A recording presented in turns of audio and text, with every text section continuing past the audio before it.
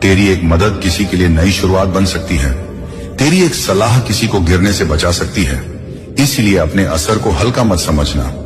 अल्लाह फरमाते हैं कि मैंने तुझे इसीलिए आगे बढ़ाया ताकि तू रोशनी बांट सके, ताकि तू अंधेरे में रास्ता दिखा सके। इस हिस्से में तुझे ये भी बताया जा रहा है कि जो आने वाला है वो धीरे धीरे खुलेगा। सब कुछ एक साथ नहीं आएगा, ताकि तू संभल सके, सीख सके, खुद को ढाल सके, क्योंकि अचानक मिली हर चीज अगर संभाली न जाए तो बोझ बन जाती है। इसलिए रहमत कदमों में आएगी एक एक करके, और हर कदम पर तुझे और मजबूत बनाएगी। अल्लाह कह रहे हैं कि भरोसा बनाए रखना, जल्दबाजी से दूर रहना, तुलना से बचना, क्योंकि तेरा रास्ता किसी और जैसा नहीं है। तेरी कहानी अलग है, तेरा समय अलग है, और तेरा अंजाम भी अलग होगा। इस हिस्से का अंत नहीं, बल्कि ये उस मोड़ की तैयारी है जहां बातें सिर्फ दिल तक नहीं बल्कि जिंदगी में उतरने लगेंगी, जहां कहे गए लफ्ज हालात में बदलने लगेंगे।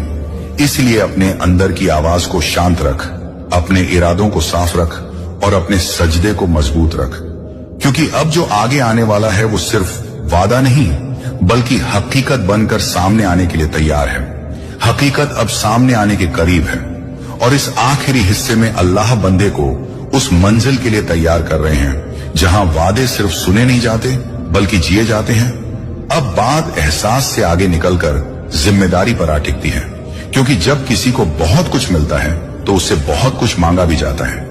इस हिस्से में अल्लाह फरमाते हैं कि अब तुझे अपनी जिंदगी को सिर्फ अपने नजरिए से नहीं बल्कि असर के नजरिए से देखना है।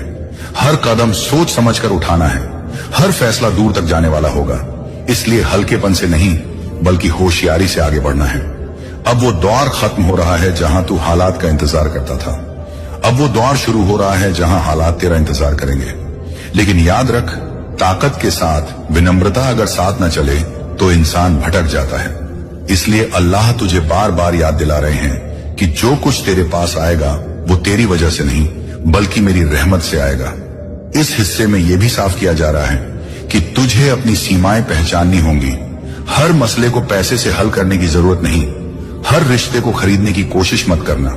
कुछ चीजें दुआ से, कुछ सब्र से और कुछ दूरी से ठीक होती हैं। अल्लाह तुझे सिखा रहे हैं कि असली समझ वही है जो हर स्थिति में संतुलन बनाए रखे, न ज्यादा कठोरता न ज्यादा डील।